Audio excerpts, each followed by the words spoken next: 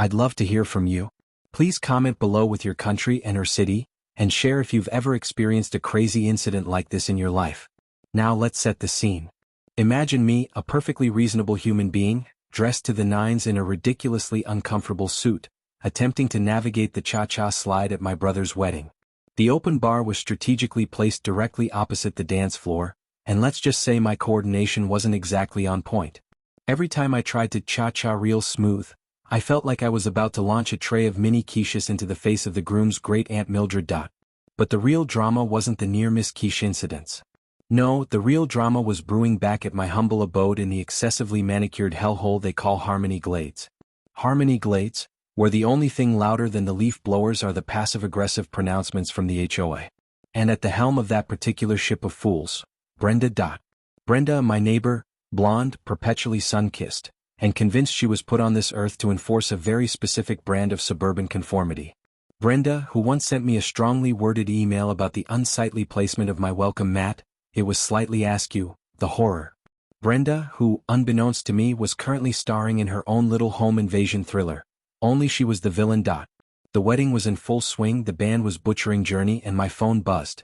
It was a notification from my security camera, motion detected at front door. Now usually this means a squirrel is... Usually it's just a squirrel attempting a daring raid on my potted ferns. But this time the image that popped up on my screen made me choke on my Pinot Grigio. There was Brenda in all her yoga pants and oversized sunglasses glory, wrestling with my deadbolt. My deadbolt. She had a toolbox that looked like something out of a Looney Tunes cartoon. I swear I could practically hear the boing sound effect as she pried at the lock. My jaw dropped. My brother's future wife, bless her heart, asked if I was all right. Just a slight neighborly dispute, I stammered, trying to maintain a semblance of wedding etiquette. I think I need to excuse myself. The cha-cha forgotten, the quiches spared, I bolted. I had to get back to Harmony Glades, and I had a very, very strong suspicion that Harmony was about to be the last thing anyone experienced. The drive felt like an eternity, every red light was a personal insult. My blood pressure was doing the tango. What in the name of Martha Stewart was Brenda doing, and why did she look so smug about it? I hit the gas, the Prius groaning in protest, and sped towards Harmony Glades. My mind raced. Had she finally snapped? Was this about the aforementioned welcome mat? Did she just want to borrow a cup of sugar, or was she planning to claim eminent domain over my perfectly ordinary, slightly overgrown lawn? As I screeched into my driveway, I saw her, still at it. Perspiration glistened on her forehead. She was grunting like she was bench pressing a small car. The old lock was on the ground, and she was attempting to install something that looked suspiciously like a brass-plated fortress door from medieval times. Brenda, I yelled, my voice cracking with a mixture of disbelief and simmering rage. She jumped, nearly impaling herself on the new deadbolt. Her sunglasses flew off, revealing eyes wide with panic. She looked like a deer caught in headlights, if that deer had just been caught trying to steal a farmer's prize-winning pumpkin. Oh, hi, she stammered, her voice several octaves higher than usual. I was just being a good neighbor. A good neighbor by replacing my door lock? I demanded, my hands on my hips. What in the ever-loving world do you think you're doing? She launched into a convoluted explanation about how she'd noticed my lock was a bit wobbly and she just wanted to enhance the security of my home. Oh darling, I just had to protect your home from the scary people nowadays. I stared at her, speechless. This was beyond ridiculous. This was Oscar-worthy levels of delusion. Brenda, I have cameras. I saw you. You knew I was at my brother's wedding. You deliberately waited until I was gone to break into my house. That's when the wheels came off. The carefully constructed facade of suburban serenity crumbled. Her voice was rising. It was loud enough to shatter glass. I wasn't breaking in. I was helping. You should thank me. This neighborhood needs to be safe and I'm the only one who cares. And that, my friends, is when the peanut gallery arrived. Apparently, Brenda's increasingly hysterical rant had attracted the attention of half the neighborhood. Heads popped out of doorways, lawnmowers sputtered to a halt, the air filled with the gentle murmur of concerned gossip. Of course, Brenda saw her opportunity. She turned to the assembled crowd, her voice trembling with fake sincerity. He's attacking me. He's furious that I was just trying to help. He's threatening me. Brenda's shrill accusation sliced through the air, sending a collective gasp rippling through the gathered neighbors. Mrs. Henderson, bless her heart, clutched her pearls as if auditioning for a Victorian drama.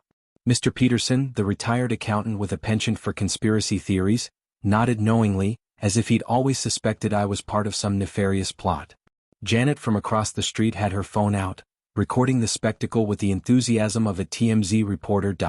Now, I'm no shrinking violet, but facing a mob of outraged suburbanites, all fueled by Brenda's fabrications, wasn't exactly my idea of a pleasant Saturday afternoon.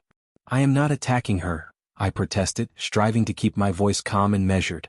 She was replacing my door lock without my consent. I have video evidence. My pleas, however, seemed to evaporate into the ether. A few reasonable souls murmured suggestions to de-escalate and discuss matters rationally, but Brenda, sensing an opportunity, was having none of it. She pointed a trembling finger at me, her voice quivering with feigned distress. He's aggressive. He's unstable. Someone call 911. And that's precisely what she did. Clutching her chest dramatically, she sobbed into her phone, painting a vivid picture for the dispatcher of a crazed neighbor assaulting her. I stood there incredulous. The audacity was breathtaking. Minutes later, a police cruiser screeched to a halt in front of my house, sirens blaring. 2 officers emerged, their expressions a mix of confusion and concern. Harmony Glades wasn't exactly a hotbed of criminal activity. Brenda seized her moment, rushing toward them with tears streaming down her face. Officer, he attacked me. I was just trying to make our neighborhood safer and he became furious. He's dangerous. I could almost hear my eyes rolling. Taking a deep breath, I raised my hands in a gesture of peace. Officers, there's been a misunderstanding, I began, keeping my tone steady. I have video footage showing her attempting to replace my door lock without permission. She was trespassing. I did not attack her. The officers exchanged glances. Do you have this video footage? One inquired. Yes, it's on my security camera. I can show you right now. Leading them inside, I played the recording of Brenda's unsolicited locksmithing. As the footage rolled, the officers' eyebrows climbed higher. Even they seemed taken aback by what they saw. Behind us, Brenda's sobs dwindled to silence. Realizing the jig was up, her posture deflated. The officers turned to her, one producing a pair of handcuffs. Ma'am, you're under arrest for trespassing and filing a false police report. As they escorted her to the cruiser, I couldn't help but feel a twinge of vindication. Turning to the assembled neighbors, I offered a wry smile. Lemonade, anyone? In the days that followed, the repercussions of Brenda's actions rippled through Harmony Glades. The HOA board, in a rare display of competence, suspended her membership. Neighbors, once silent sufferers of her overbearing ways, began sharing their own tales of Brenda's meddling. Mrs. Henderson recounted how Brenda had tried to dictate her choice of petunias.